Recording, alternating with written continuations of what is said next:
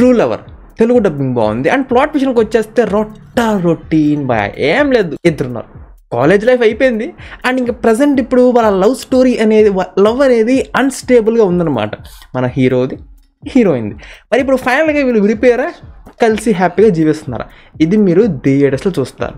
So ఇది matter అంటే simple. And ఇంకా ఓవరాల్గా ఎలా ఉందన్న విషయానికి వచ్చేస్తే, save your precious money, have a wonderful biryani, have a good sleep. And that was an hat trick biryani అని చెప్తాను దిస్ వీక్. అండ్ మీరు ఎంతమంది నిజంగానే వెళ్ళి కొనుక్కుని తిన్నారు కింద డాన్స్ కామెంట్ చేయండి, నేను కూడా తెలుసుకుంటాను. అండ్ ఇంకా సోది లేకుండా పాయింట్కి వచ్చేస్తారు బై డైరెక్ట్గా. ఇప్పుడు మనకి ఇష్టమైన యాక్టర్స్ ఎప్పుడన్నా అది కూడా వాళ్ళకి మంచి యాక్టింగ్ క్యాపబిలిటీస్ ఉన్నప్పుడు, ఇలాంటి నిబ్బి లవ్ స్టోరీ చేసినప్పుడు మాత్రం బాగా హట్ అవుతాం అనమాట. అండ్ అన్ఫార్చునేట్లీ మన మణికందన్ గారి గురించి చెప్తాను, జైవీంలో చూసినప్పుడు ఫుల్ ఫ్లాట్ అయిపోయాయి లిటరల్లీ. అండ్ ఇప్పుడు ఆయనకి మన తెలుగులో అంటే తెలుగు డబ్ అయినా కానీ ఆర్ డైరెక్ట్గా తెలుగు మూవీ చేస్తున్నా కానీ ఒక మంచి మూవీతో వచ్చింటే చాలా బాగుండేది, కొంచెం డిసప్పాయింట్ అయ్యా అనమాట. అంటే ఏం లేదు భయ్య, రొటీన్ లవ్ స్టోరీ అనమాట. అంటే రియాలిటీ పాయింట్ని పిక్ చేస్తున్నారు. అంటే ఇప్పుడు మన ఎస్కేఎన్ మూవీ ఏంటంటే లాస్ట్ టైం మనం కొట్టేసాం కదా, సో ఇలా ప్రతి దాంట్లోనూ రియాలిటీ పాయింట్ వచ్చేస్తే బాక్స్ ఆఫీస్ కలెక్షన్స్ అలా వచ్చేస్తే అనేది భ్రమలో ఉన్నారనుకుంటా. కానీ తెలుసుకోవాల్సింది ఏంటంటే అలాంటివి కేవలం ఒకసారి మాత్రమే వర్కౌట్ అవుతాయి అనమాట, ప్రతిసారి వర్కౌట్ అవ్వు. అండ్ దీంట్లో కూడా అంతే, బిగిన్ నుంచి మనకి చాలా మంచిగా ప్లెజెంట్గా స్టార్ట్ చేస్తున్నాము, చాలా బాగుంది అనిపించింది. అండ్ లేటర్ కూడా ప్రొసీడింగ్స్ అనేవి కొంచెం రేసీగా, టెన్షన్గా, క్యూరియాసిటీగా నెక్స్ట్ ఏం చేస్తారు మనోడు అని ఇలా ఉంటాయి అనమాట. కొద్ది వరకు బాగానే ఉంది అనిపించింది. కానీ ఇంకెప్పుడైతే ఇంకా మనకి మెయిన్ స్టోరీ ఓపెన్ అయిపోతుందో అక్కడి నుంచి భయ్య రొటీన్, మామూలు రొటీన్ కూడా కాదు, రియాలిటీ ఉండిద్ది. ఇంకా సింపుల్గా చెప్పాలంటే ఈ స్టోరీ మీ లైఫ్లో జరుగుంటే మాత్రం ఏదో కొద్ది గొప్ప మీరు కనెక్ట్ అవుతారనమాట. దాన్ని టార్గెట్ ఆడియన్స్ అని కూడా అంటారు సింపుల్గా చెప్పాలంటే.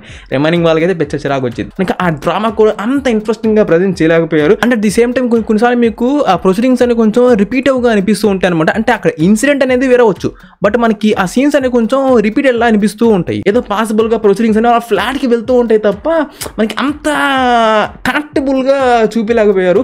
క్యారెక్టర్స్తో కనెక్షన్ కానీ ఆ ఎమోషన్స్ కానీ ఏవి పెద్దగా వర్కౌట్ అవ్వ అనమాట. అట్ ది సేమ్ టైం మధ్య మధ్యలో కొంచెం చిరాకు కూడా వస్తూ ఉంటుంది అనమాట. అండ్ అది ఫస్ట్ హాఫ్ ఏం లేదు.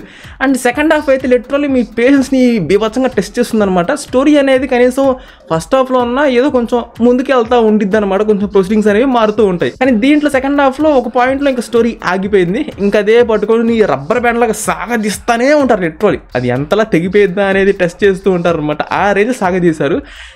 ఈ తాగుడేంటి, సారీ గోలేంటి, ఏంటి మచ్చా, ఏంటి మాకు బాధ ఏంటి మచ్చా, లిటరల్లీ ఇదే గోల్ అనమాట. నాకు బాగా చిరాకు వచ్చేసింది ఇంకా ఒక పాయింట్లో ఇంకా.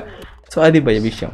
సో అంతే, దాట్స్ ఏం లేదు. నాకు కొంచెం బాధను కొంచెం డిసప్పాయింట్మెంట్గా ఉంది. అంటే మన మణికందన్ గారికి చాలా మంచి యాక్టర్, యాక్టింగ్ కూడా అంతే బాగా చేస్తారు, చాలా ఆర్గానిక్ రియలిస్టిక్గా ఉంటాయి అనమాట ఆయన చేసే ప్రతి రోల్ కూడా. సో ఆయనకి కొంచెం మన తెలుగులో మంచి డెబ్యూ కూడా ఉంటే, అంటే ఫస్ట్ మూవీ కాబట్టి అదే తెలుగు డబ్ అవ్వచ్చు ఆర్ డైరెక్ట్ అవ్వచ్చు ఏదైనా, కానీ ఇట్లా స్ట్రైట్గా ఒక హీరోగా వచ్చింది కొంచెం మంచి ఉంటే బాగుండేది కదా అనిపించింది అనమాట అన్ఫార్చునేట్లీ. సో అది విషయం అయితే. And this one goes for the absolutely uh bronze star man. And coming to the performances, Manikandan garu at the same time Gowri garu, ఇద్దరు కూడా చాలా బాగా. గౌరీ గారు అయితే ఎస్పెషల్ నాకు ఎమోషనల్ సీన్స్లో చాలా బాగా చేశారు అనిపించింది. అండ్ మణికందన్ గారు అయితే absolutely man, from start to the end అన్నిట్లో చాలా బాగా చేశారు అనిపించింది. And music it was decent, production quality and cinematography it's decent man. So అంతే, అది విషయం అయితే. And yup, that's it. Subscribe if you enjoy it and I'll catch you on the next one.